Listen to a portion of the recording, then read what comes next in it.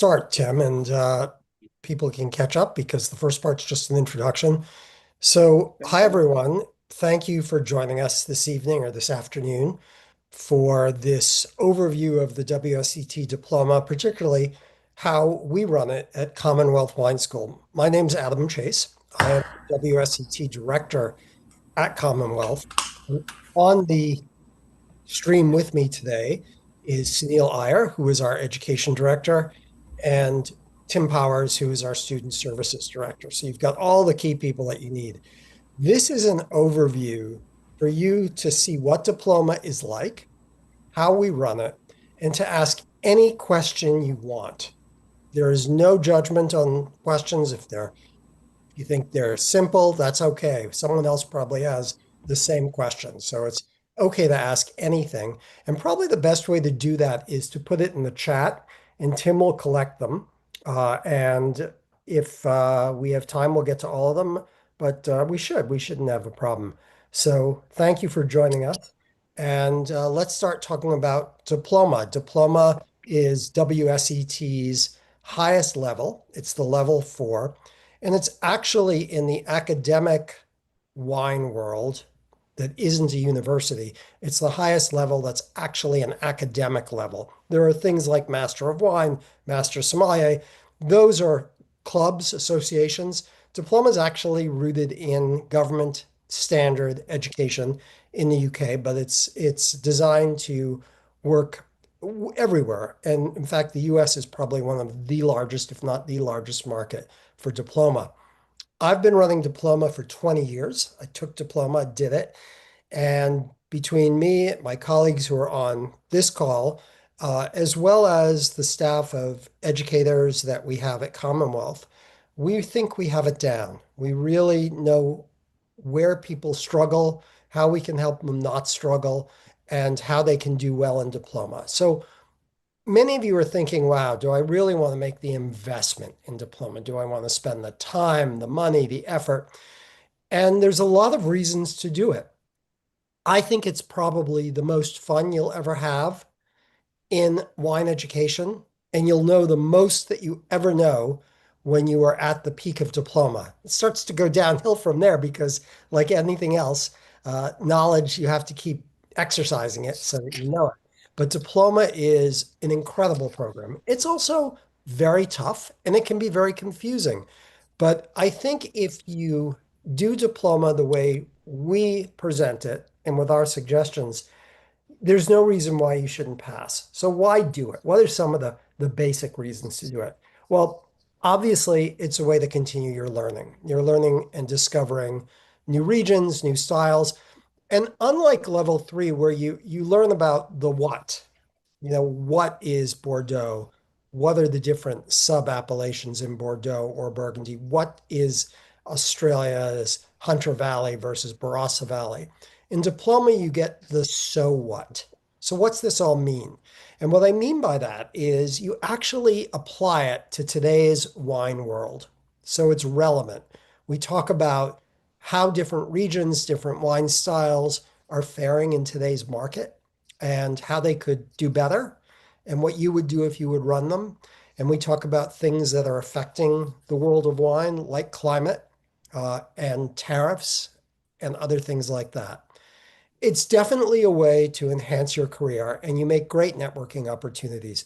I have a story when I was in diploma. I was traveling to Tuscany for fun. It was right around Christmas time, and I thought, you know what, I should visit some wineries. I was in Florence, and I emailed actually a couple of wineries in Tuscany, and one of them was a wine that I had had in class, and I said, I'm a diploma student. I'd love to stop by and meet your winemaker and hear what you're doing. And I got an email back saying, well, we're closed for the holidays, but what day would you like to come? I said, you're closed.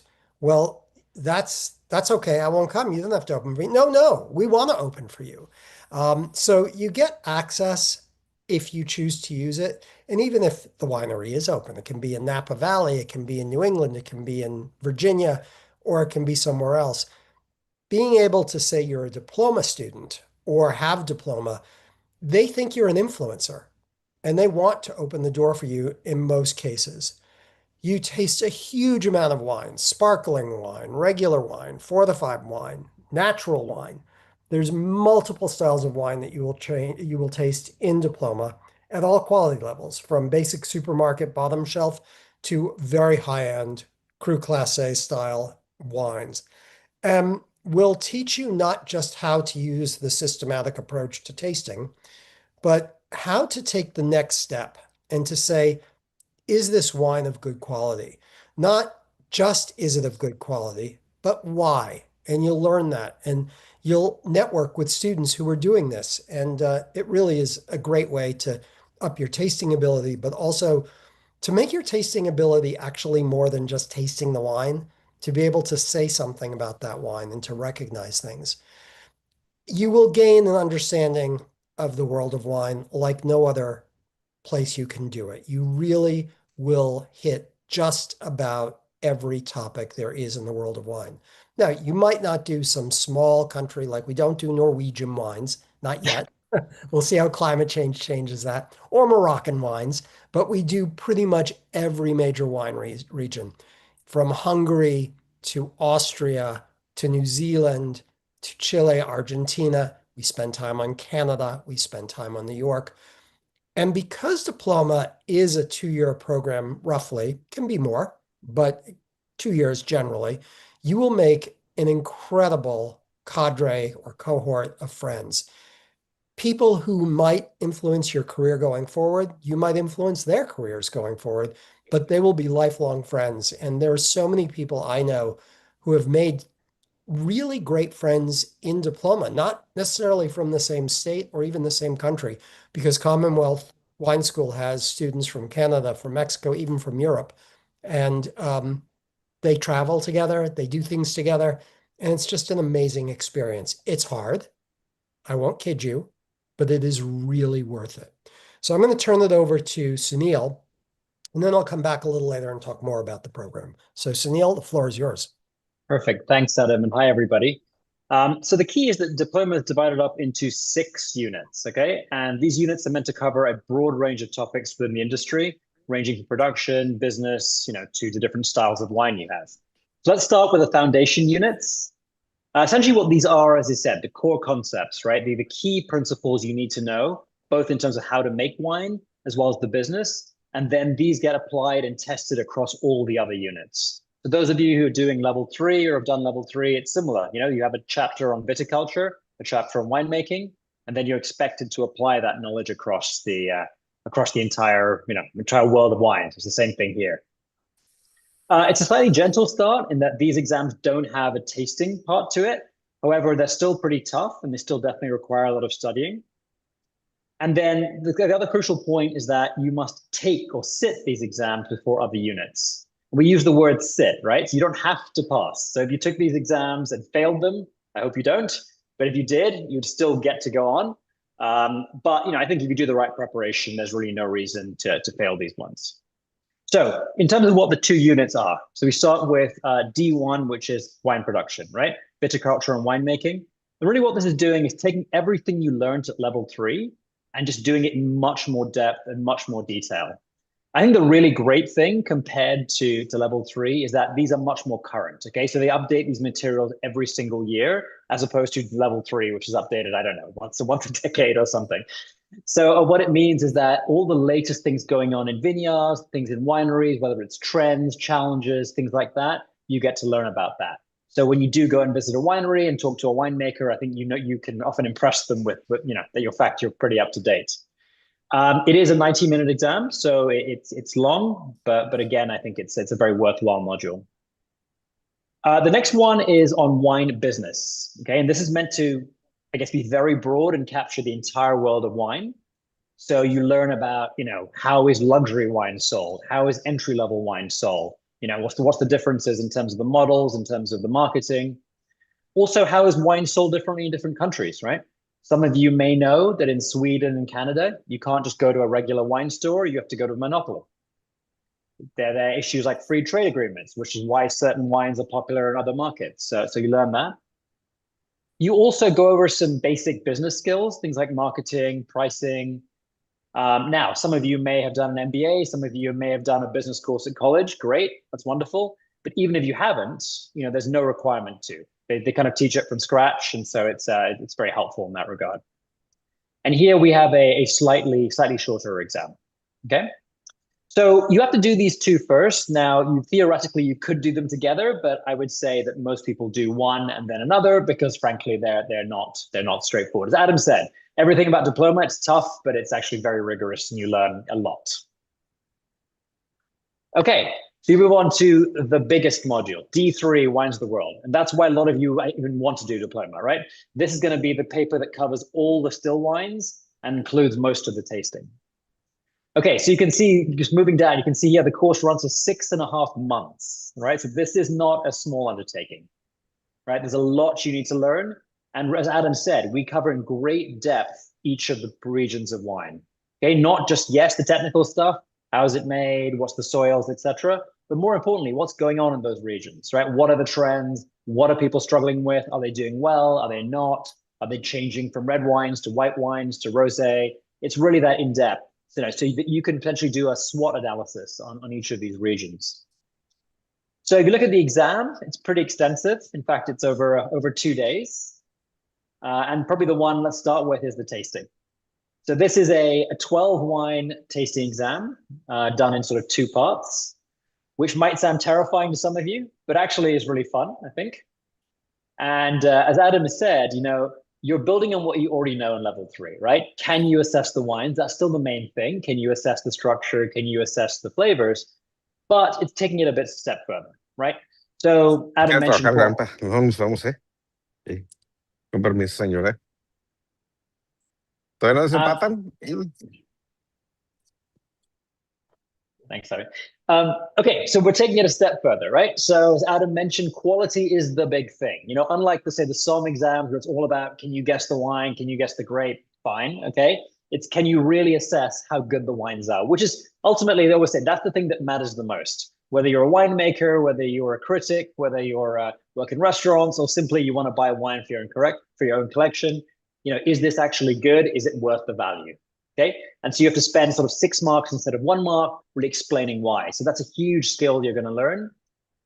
There is an identification component to it, so you can't completely avoid that, but I wouldn't stress about that. That's very much a secondary thing. And if you can do it, great. But if you can do the assessment of the wine and the quality, you're going to do very well in this part. Okay, there is, of course, a theory exam, as you can see there, 3.5 hours the previous day. And, there's no getting around it. That's what most people struggle with, right? As scary as the tasting looks, most of you will pass tasting. If you're not going to succeed in this exam, it's most likely the theory. It's about the level of depth they're going to test you. You may need to answer, 5 or 6 questions, but you really, really need to know your stuff for those questions and really be able to explain why. It's all about the understanding. But again, I think we provide plenty of information, and I think there's many opportunities to practice, and so really there's no reason why you should fail.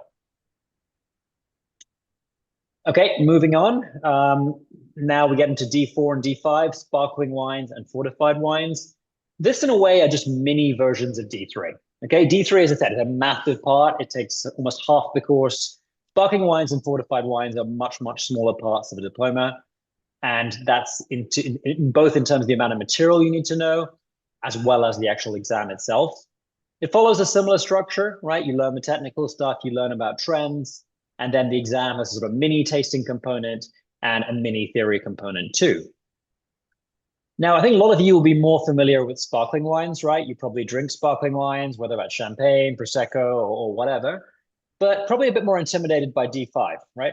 I imagine the majority of people on this call do not drink port or sherry every day. Maybe you do, but I don't. But actually, people really, really enjoy D5 for a few reasons. Number one, the tasting is actually pretty straightforward because these wines are so singular, right? And once you've tasted a range of ports once, it's usually pretty easy to recognize them, right? Moreover, though, because people don't drink these wines very often, people don't realize how actually amazing they are and what great value they are, right? So when you get exposed to, say, VORS sherry or single Quinta port, the quality of the wines you get for the price you pay is actually incredible. So certainly when I did my D5 many years ago, actually it spurred me on to drink more of these wines. Okay, then final part of the diploma. I promise this is it. It's only 6 modules. Is going to be the research paper. Okay, now you have a lot of flexibility as to when you do this and therefore what topic you choose. So it mentions there are 2 topics you can choose per year. Okay, but, and we'll talk about this later, you can vary the order in which you do things. You can delay your diploma slightly, so you can find something you like. Okay, and when you get a topic, essentially you are required to do your own research on the topic and answer questions, including your sort of personal commentary and your personal view on an issue.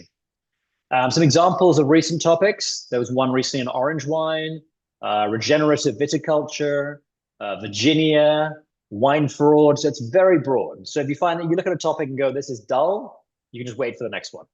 So it's pretty likely you'd find something you're interested with. And, the pass rate's usually pretty high with this part. So something to look forward to rather than fear, I think. Okay, so I think we're doing questions at the end, so I'll move on. So those are the six things, and we can revisit anything later. I'm now going to do one quick slide on how to study, and then I'm going to pass back over to Adam. Okay, so as you mentioned, diploma is hard. There's a lot to learn, and you all have lives, you all have jobs, right? So finding a way to actually fit all this studying in is important. And you're not going to have weekly classes. A lot of the material is going to be online. So therefore, it's really important that you, figure out how you're going to study yourself. Okay, particularly when we come to say D3, the still wines paper. As I mentioned, the course is 6.5 months. It might be 8 months till you take your exam. So you really need to plan that, because cramming at the end is not going to work. So therefore, students who do well do really plan this out in advance. Maybe they plan month by month, maybe even week by week, right? To say I'm going to cover this here and there. And you won't follow that completely, but doing that actually means you're more likely to succeed.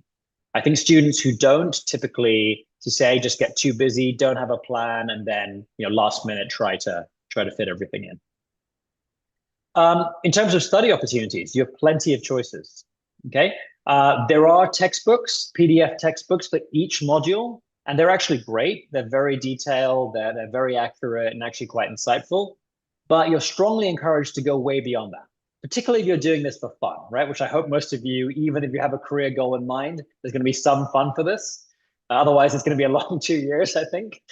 But there are many things you can use. You can read articles of consumer magazines. There are loads of podcasts. There are books. You can use an excuse. Oh, I need to go to France, or I have to go to Italy. Sorry, it's for my revision for my diploma. And there are many advantages in doing this. Okay, as I mentioned, the PDF is great, but it can be a bit dry on its own. I think actually supplementing it with other things really brings it to life. Probably makes it a lot easier to remember. And beyond all of that, you will get credit in the exam. Okay, you don't actually need to use anything beyond the materials they give you to score really well. But if you do, let's say you've heard a podcast and say, well, I know this producer does this in this place, or here's a current challenge these people are facing, or here's a recent change in law, so a forthcoming change in law. You really impress the examiners, and they will actually give you credit for that. So even though you don't have to, it's something that's very worthwhile, I think. The final 2 points I want to touch on are the examiner's reports. Some of you may have seen examiner's reports for level 3. They're pretty brief and frankly don't tell you much. For diploma, they're way more in depth. And as students, you're going to have access to examiner's reports from the last 5 or 6 years.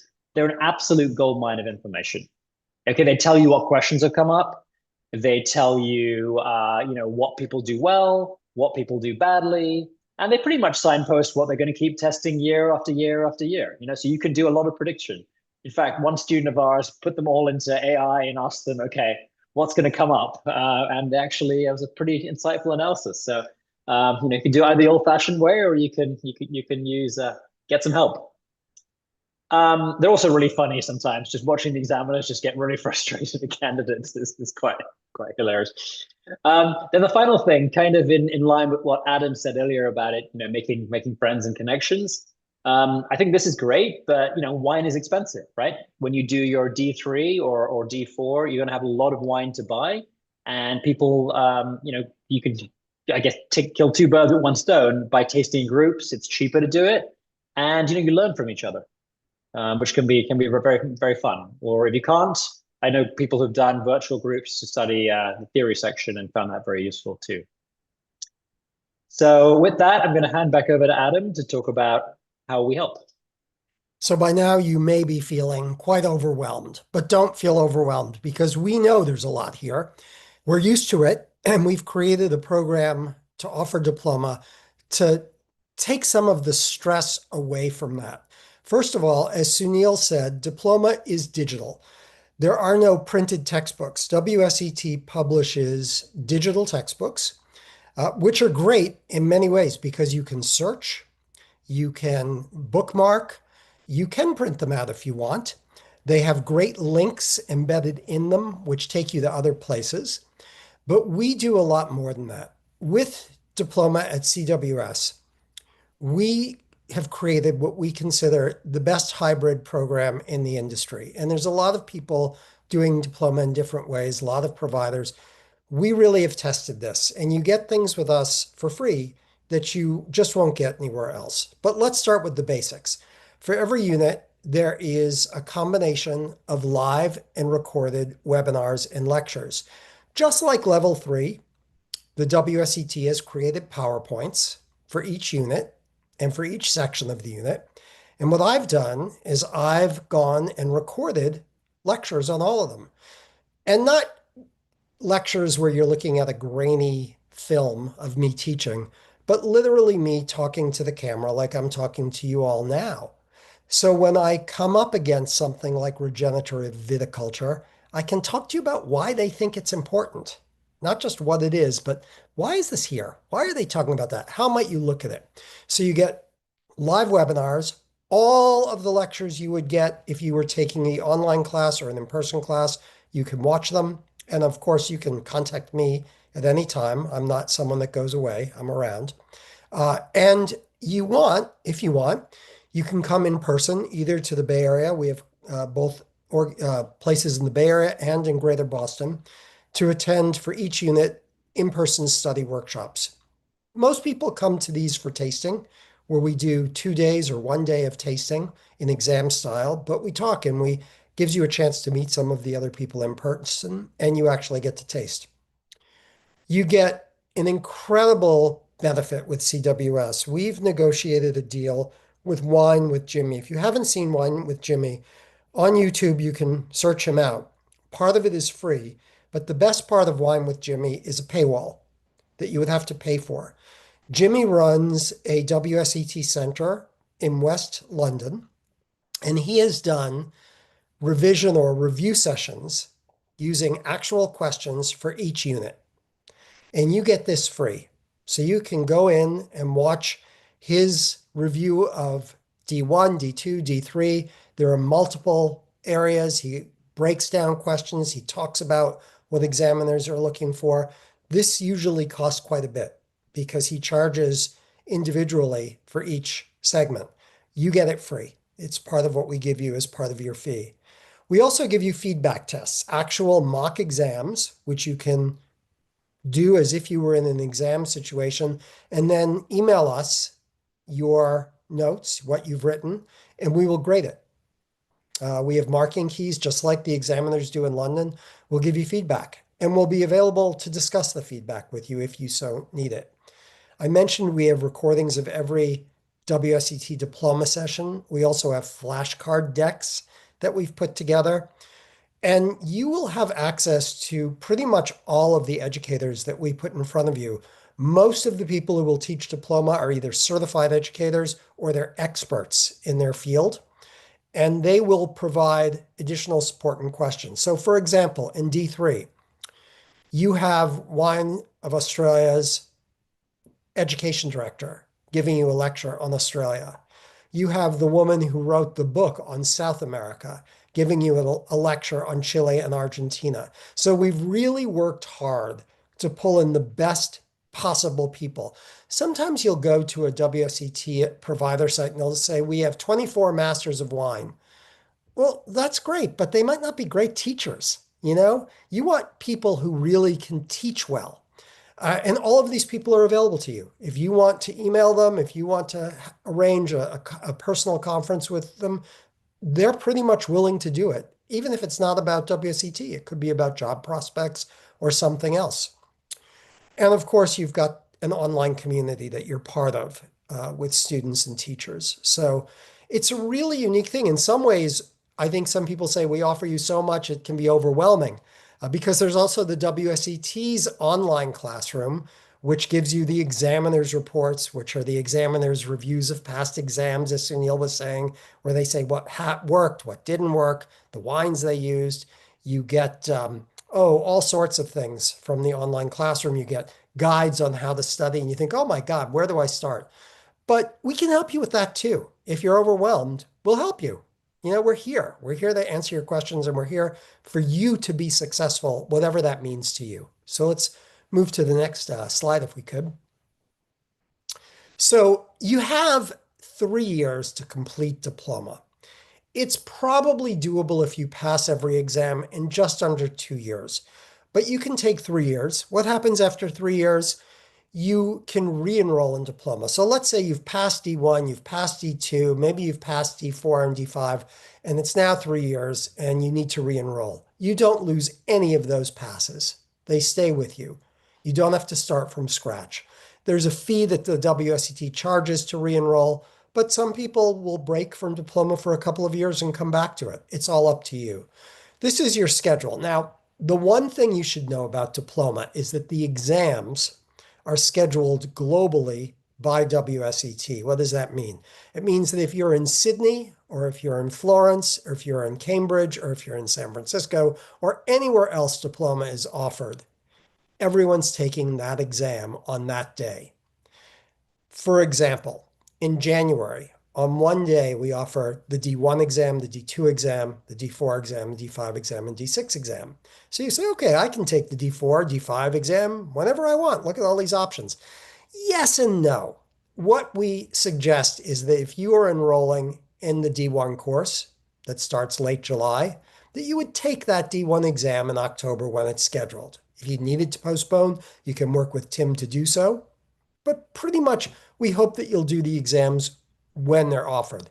That said, we are flexible. The only thing that we have to tell you is that WSET sources all of the wines for the exams that have wine, which would be D4, sparkling wine, D5, 4 to 5 wine, and D3, all the other wines, centrally, meaning all of the wines are bought by WSET's headquarters in London, and then they're shipped out.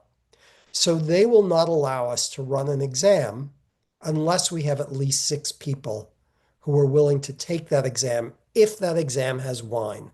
Now, that's something you don't have to wrap your head around now. Tim can help you with that. But the reason I bring it up is it's good to try and stay with our schedule. We've done it for a reason and we think it'll work. But as I said, we'll work with you as well. So let's go to the next slide. And by the way, for any exam, it takes about 10 weeks to get the results back, but they do allow you to get feedback for your exam and even regrading if you felt, wow, I can't believe I didn't do well on this exam. So there's all sorts of resources there. We give you a lot of other resources. We have a monthly newsletter for diploma students. It has important announcements. It has course and exam date reminders, study tips. We put articles that are interesting in it. We sometimes feature other diploma grads, most of whom are willing to speak to you if you wanted to. And even though we do all this, we have something even better. We have our secret weapon, and that is Tim Powers, our student services director who is here. Tim will make sure that you know the deadlines and what's coming up. He's really good about that. So we do want you to try and keep track of it yourself, but Tim is there just in case life gets in the way. So I think that's all I want to say, and maybe we can take some questions now. So are there any questions? Tim? Yes, so I'd like to invite everyone, if you have any questions, to please put them in the chat, either in Zoom or in our YouTube live stream, and we'll be monitoring both so that we can relay those to Sunil and Adam. And first of all, thank you, Sunil and Adam, for a wonderful presentation. That was great. While people are typing in their questions, I had one question that I was thinking of, and that is, if I don't live in the Bay Area, San Francisco, or in the greater Boston area, am I still able to study and complete the diploma with Commonwealth Wine School? Absolutely. Absolutely. One of the reasons that we do diploma in the hybrid system is that it is such a long program. Even people who live locally find that they need to have a schedule that they can work with. And so if you lived in St. Louis or Chicago, or we have students in Hawaii, as I said, we have students internationally as well. You can absolutely do the program. The only requirement is that you come to the exams in person. They are in-person exams, and you have a choice. You can either go to San Francisco and make a week out of it. You can go to some vineyards, either in the Tri-Valley, Napa, Sonoma, or South, or you can go to Boston and hang out there. There are wineries around Boston as well, but there's also lots of other stuff to do in Boston.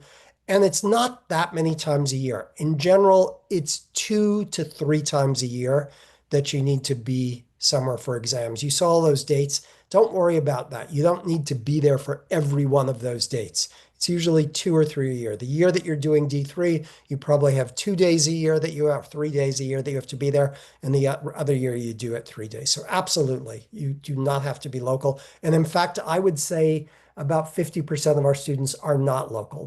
They're outside of a 100-mile radius. Thank you so much, Adam. I think that was a great answer. Another question that I had is, I think Sunil had mentioned the price for the diploma. Are you able to break up the cost of all of these different units or to make payment plans? Do you want to take that, Sunil? Absolutely.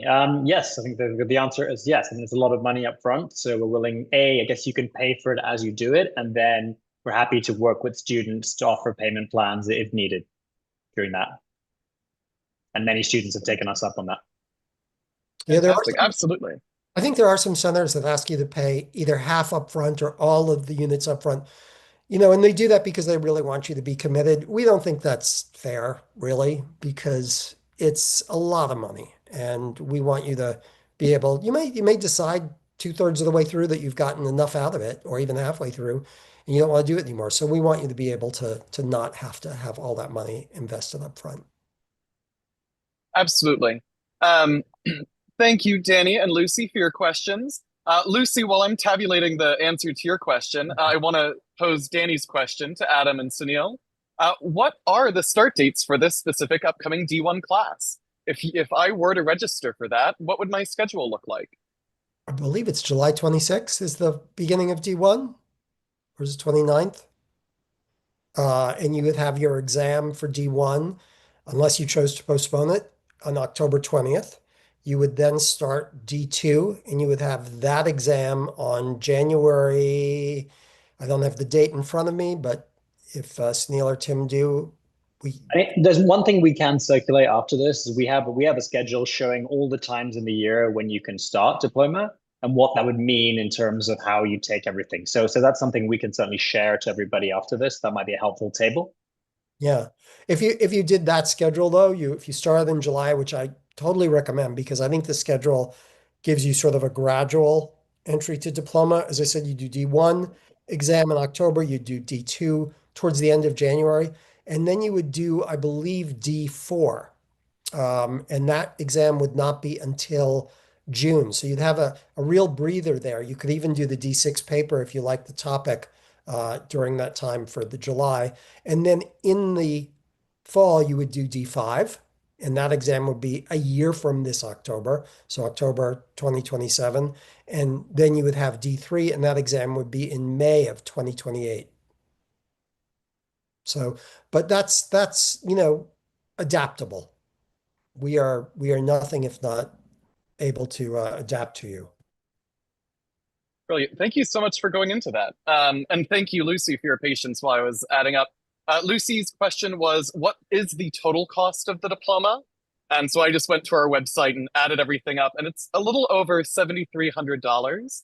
But of course, that isn't going to be factoring in any travel costs or certainly not the wines that you're purchasing for your studies. But I typically compare it with pursuing a master's degree, whether it's a master's in business or separate master's. But it is an investment, not only in your career, in your education, but in yourself.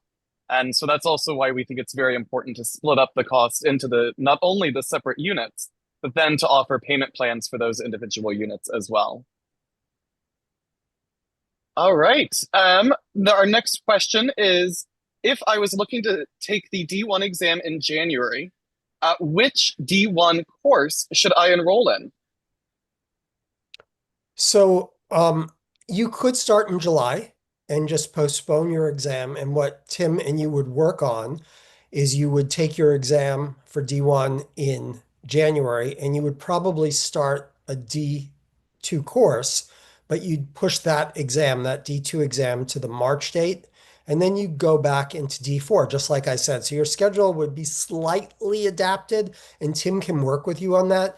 But you could still start in late July and be on the same schedule, just pushing your D1 exam until January and your D2 exam until March, versus if you took your D1 exam in October, your D2 exam would be in January, and then you'd have some time between that exam and your D4 course, your sparkling wine course. Yeah. Although, Adam, I guess she could still do the course in October and November as well. Right? Yeah. Yep. We have several start dates. The one thing I would say about postponing to October is a great time to start, but it's also probably a really busy time of year for most people. And if you're like me, if someone asks me, "Oh, can you do something next November?" I'll say, "Definitely. My schedule looks free." And then when they say, "Hey, remember in July when I talked to you about doing something this month? It's actually going to be on November 10th." I'm like, "Oh my God, I'm so booked up. I can't do it." So everything looks good 6 months out. And it tends to be that you get this rolling, pushing your start date out. So if you're interested in diploma, I would start when you can, and work with Tim to give a schedule that works for you. Absolutely. Thank you both so much. And really, thank you everyone for all of the questions that have been coming in. These are all really fantastic. Our next question comes from Daniel. How does Commonwealth Wine School facilitate study groups? It seems challenging with so many remote participants. So what do we do to help facilitate that? Can I take this one? Yeah. I think that there are a couple of things. It's a great question. I mean, one thing we do for each course is we have called an online community on our platform. So automatically everybody can see each other and actually, communicate with each other. And the instructor will use that sometimes to facilitate discussion. Naturally, from that, often it does end up happening that people propose forming study groups. But I think actually it's a very good point you make, Daniel, because I think something we should probably do ourselves is be even more direct about it, and maybe ask students, do you want to be part of something? And then the people who do, we can start that actual group separately with the email addresses. So thank you for that. It's a good suggestion, actually. We should probably do that. But the communities do give you already that sense of, being able to see each other. And believe me, people are going to be looking for study groups. It's not like you're going to have to pull teeth.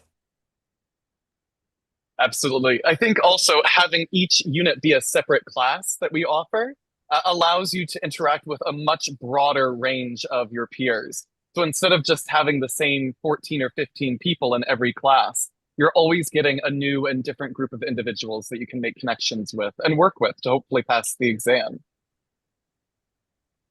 All right, moving on to our next question. We're a little bit into scheduling, so I want to group these together here. The first one is, would it be feasible to be on track to take the D3 exam in May if you were to take this late July D1 start? Yes. It would be a lot, because what would happen is you would do D1 in October, you would take your D2 exam in January, and you would start the D3 course, which is essentially November 1st, roughly, and then take that exam in May and not take, well, you could even do D4 for June if you wanted to, but that's a lot. So you could do it. And what I would say is, if you are interested in doing that, Tim can help you. He can create a plan for you. So absolutely, it's doable. Brilliant. Thank you. And again, great questions coming in. Goodness. So this next question is, if I decide to enroll in the D1 for late January, when is the deadline for me to make the decision? And I also want to put that a little bit more generally. What are the registration deadlines for the diploma courses and for the exams? What does that timeline look like? Well, Tim, let me just clarify.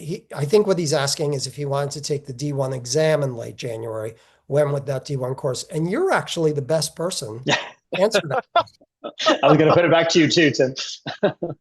Brilliant. Yes. So if you're looking to take the exam for D1 in late January, I think it's around January 20th or 21st. Again, as Adam had mentioned, you'd be able to sign up using this late July start or the October course start. If you did sign up with the late July course, then you would defer it out to that late January date. If you did the October start for the D1 course, then that January exam date would be the correlating exam. But in terms of deadlines and registration deadlines in general, for the courses, we ask that students register at least 1 week before the start date of any of our courses, just so that we have time to get them access to all of the appropriate materials. But what's also great with the diploma is once you are enrolled and registered as a diploma candidate, you are given access to all of the ebook PDFs for all of the units, as well as all of the examiner's reports and past exam questions for all of the units through the WSET online classroom. And so that means really as soon as you begin, you can dive all in. And so you don't necessarily have to wait for the start of a course in order to begin studying that subject. In terms of the registration deadlines for exams, it gets a little bit trickier because for D1 and D2 and D6, because there are no wines that have to be shipped out from London, it is a 3-week registration deadline. So 3 weeks before the actual exam, you do have to register for us or confirm your registration with us or confirm that you would like to defer your exam registration. However, for D3, D4, and D5, because we have to coordinate with WSET to have the wines shipped out from London, those registration deadlines are typically about 2 to 3 months before that exam. So there does have to be quite a lot of planning, both on our part, of course, but on your part as the student. But that's also about when hotels and airline tickets are going to be the most reasonable. So we found that it correlates and makes for a more reasonable experience across the board. And we assume you're going to take the exam that correlates to the unit course you're in. If you're not, then you tell Tim, and he'll reach out to you and say, hey, this is the last date by which you can get out of an exam or get into an exam. So we're really clear about that.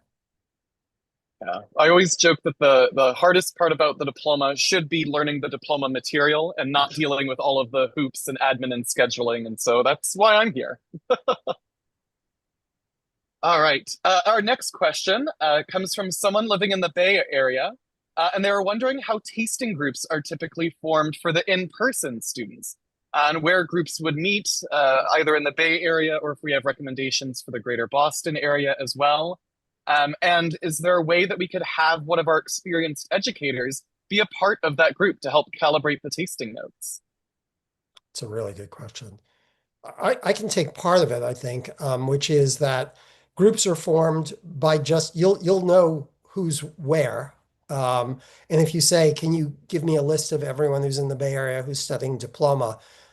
We can do that. And you can send an email saying, I'm a diploma student. I'm looking to join a tasting group. Believe me, it won't be hard. Often they're held in people's homes. Someone will decide to host and they'll ask everyone to bring, one wine based on a series of things. There's a whole host of ways that they're done. We do help you coordinate those. If you ask for it, we can give you suggestions. Sunil, do you want to take the part about having someone?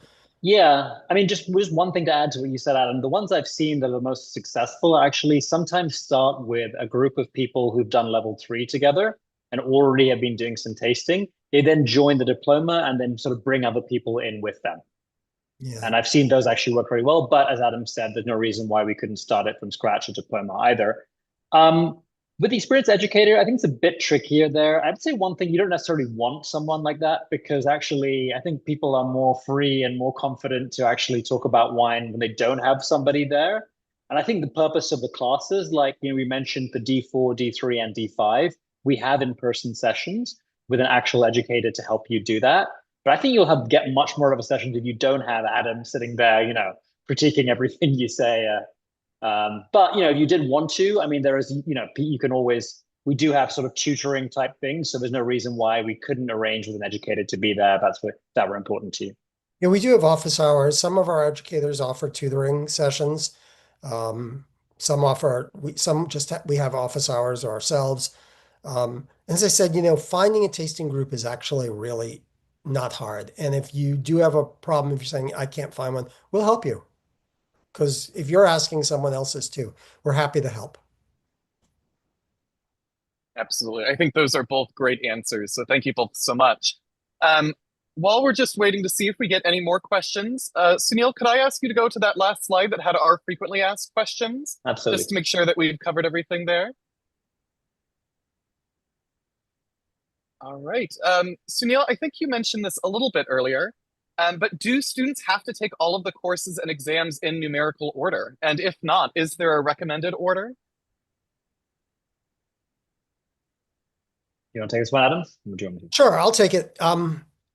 It's funny because you would think one, two, three, four, five, and six, and it doesn't work that way. It has to do with when you start and what's being offered. So as I said, let's do two scenarios. The first scenario is someone starts in August, you heard that, or late July. You have D1 exam in October, D2 in January. You would then go on to D4 in June. You then would be doing D5 and then you'd be doing D3. So three comes after four and five.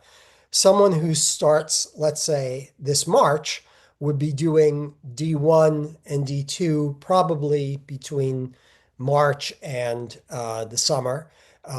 And they would be doing D5 after D2 in October, then D3, and they would end with D4. So it all depends on where you start. There isn't a one order is better than the other, except the foundation units, as Sunil was saying, D1 and D2, because they actually are used for the other units. When particularly in D3 has, as Sunil was saying, for the theory, essay questions, and they're each expected to be about 40 minutes long. You have a choice. So in the first section, there'll be four questions. You have to answer three of them. The second, after lunch, you get three questions. You have to answer two. So, it just depends. Some people actually find that if they do D3 first, they get this big unit out of the way, and D4 and D5 are straightforward for them. It's sort of like you've run the marathon, now you've got the small courses. Other people say, well, I'd rather start with D4 or D5 because those are shorter exams and I'll get a sense of how to write an exam. I think it's one of the reasons that I suggest if you can, starting either in late July or October, because it does give you that opportunity to do D1, D2, and then one of the shorter units before doing D3. But as I said, there really isn't an advantage to do it one way or the other. It really isn't. You might think there is, but there really isn't because you got to do them all eventually. So, Yeah. yeah. If I can just add to that, Adam, I think there's two separate ways to look at it. Like, what is the most efficient way to do it if you're trying to finish it as fast as possible? And I think, Adam, you outlined those really well. But as you know, Tim said as well, you have time. You don't have to rush and finish it in 2 years. So you have some flexibility beyond D1 and D2. As Adam said, some people, like when I did it many years ago, I wanted to finish with D3, actually. You know what? Felt like such a big combination of everything that felt like great. But I've seen people say the opposite and say, no, Adam, no, I want to do the hard part first. So it's actually very flexible once you start beyond the first couple of modules. Brilliant. Thank you both so much. And speaking on flexibility, are students able to select whichever exam location that they would like to take? For example, could one student sit for D1 in San Francisco and then sit for D2 in Boston? Sure. Nothing to stop that. Absolutely. I just wanted to highlight that. I think that's a really great opportunity that we're able to offer. We're actually the only center that has that. And it's just because historically we've been doing this 20 years and we started running the exams in Boston and then WSET asked us to take over an area that in San Francisco and the Bay Area. They were being held at Copia in Napa. Some of you know Copia. It went bankrupt at the time. And so we took it over and we are the only I believe we're the only diploma center that has two locations. That's brilliant. It's my understanding as well, but thank you for going into that, Adam. Um, in terms of the remaining frequently asked questions, what are the prerequisites for the diploma? Who can register for it? Well, you have to have passed level 3. That's the big thing. Um, and it's an interesting question because we get people who are very entrenched in the wine industry. They've done lots of other courses and they want to go right to diploma. WSET will not make an exception, but we can do something for you. You will have to take the level 3 exam, but if you say to us, to Tim, that, I have these qualifications, I know what I'm doing, we can give you essentially a version of a self-study level 3 exam if you've not passed it. Um, we don't recommend that, but if you feel confident that you can pass level 3, we can certainly give you that exam. You just have to wait for the results because they physically will not assign you a diploma candidate number until you've passed level 3. Absolutely. Well, and thank you for explaining that, Adam. And so does that mean that if I'm still waiting for my level 3 exam results, I am not able to sign up for the diploma? That's a tricky question. Technically, you're not, but you can take a risk. And let me explain what that means. Let's say you're expecting your level 3 results mid-August, and you are really certain you passed. No doubt in your mind. You could sign up for D1 to start taking the course, reading the course materials. Tim can get you a PDF of the D1 book. You won't have access to all of WSET's online classroom, but you will have everything that Commonwealth offers. Now, let's say you do that and mid-August comes and you've passed level 3. We will get you officially registered and you will keep going on your D1 and you'll now get everything that WSET London has to offer. But let's say you didn't pass level 3. You thought you were going to, but you didn't. Here's where the risk comes in. At that point, you would need to retake level 3 before you could take any diploma exam, including D1. You had signed up for the D1 course. We would put it on pause. So if you wanted to resume it once your level 3 was passed, you could, but we cannot refund that. That's the downside. So you're risking the D1 tuition if you don't have your level 3 result yet. My recommendation is unless you really, really, really are sure you pass level 3, I mean, there's absolutely no doubt in your mind, then I would say if you want to start, you can, and I'd take the risk. But if you're like, I think I passed, but those WSET people, I'm not sure how they grade. Anything could happen. I don't want to take the risk. Then just wait and do it in October or in 2027. Completely agreed. Sunil, did you have anything to add to that? No, that's thanks, Adam. Wonderful. Okay, so while we're entering kind of the last few minutes here, again, I'd invite you to put any questions or secondary questions that might have come up in all of our conversations in the chat. I don't know if we But I want to go now. did we What? cover defer or retake an exam? That's what I was just about to get to, Adam. What great minds think alike. What if I need to either retake or defer one of the exams? What does that look like? So this it depends on which one of these it is. So if it's deferring an exam, so let's start there because that's in some ways the more complex thing. So let's say Tim has registered you for the D1 exam in October. It's now 2 weeks before the exam, and you tell Tim, I cannot take the exam. I need to postpone it. WSET will still charge you for that exam because you are within the 3-week period. Same thing for D4, D5, and D3 if you're within that 2.5-month period, right? However, If you are ill, and you can have any doctor say you're ill that you like, or if you have jury duty, or there's been, God forbid, an accident or a death in the family, you can put in for a deferral. And we will submit that on your behalf to WSET. And 99.9% of the time, they will accept the deferral and you will not have to pay for that exam that you did not sit.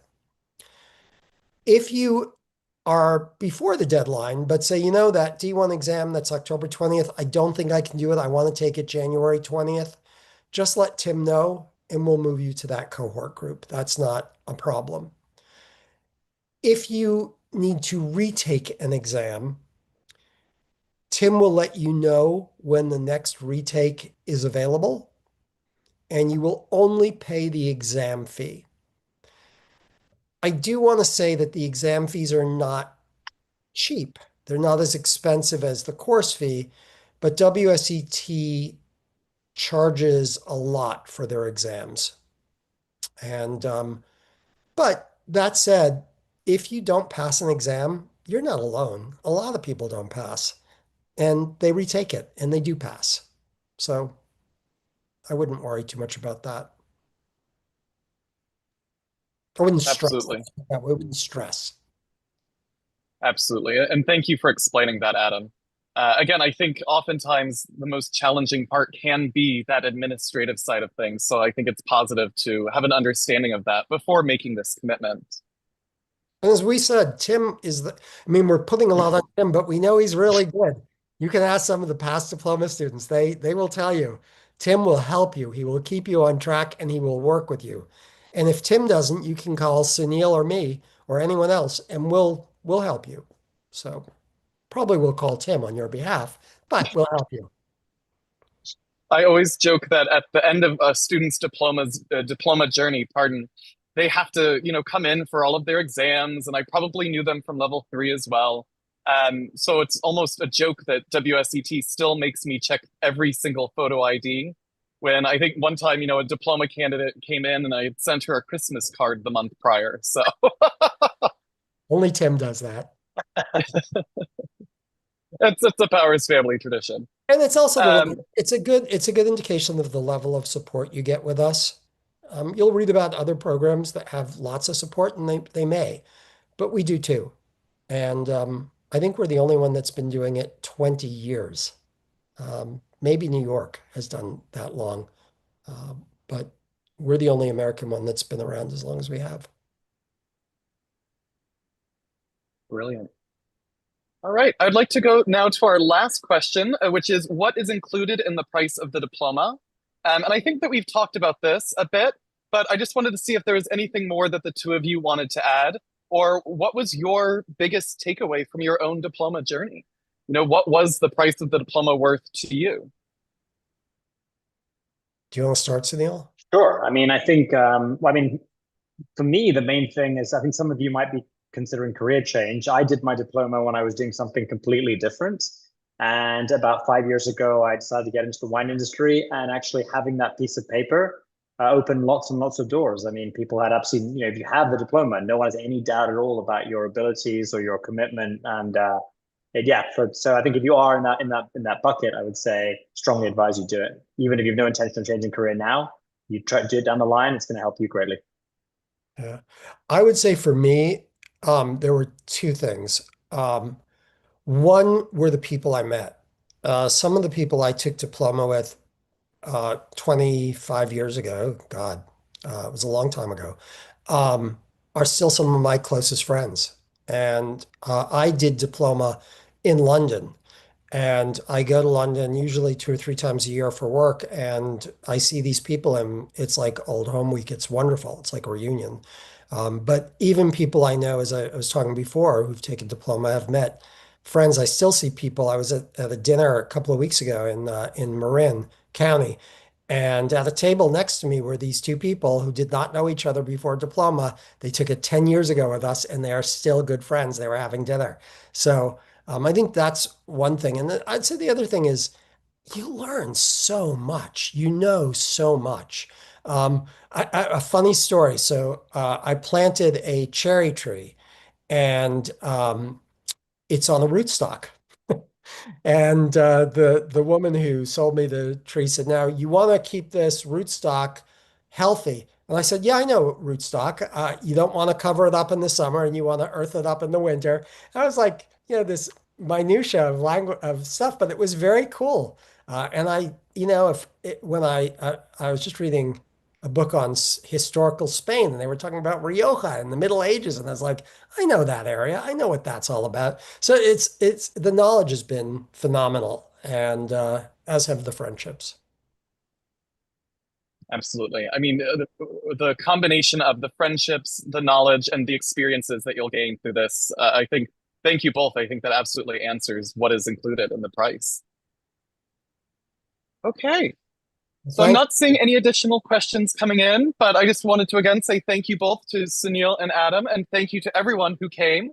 And Sunil, Adam, do you have anything else that you'd like to include? Well, just say, if you do have questions, all of us have very easy email addresses. It's our first name, so Adam, Tim, Sunil at commonwealthwineschool.com. And you can email us. We're happy to answer email questions. For me, simply look forward to seeing you on the diploma program. Brilliant. All right. Thank you all so much. Again, to repeat what Adam was saying, if at any time you do have questions, you can either send us an email, give us a call, and we'll do everything that we can to help. Thanks. Hope you can do diploma. Yeah. Bye, everyone. Bye, Thank everyone. you. Thank you.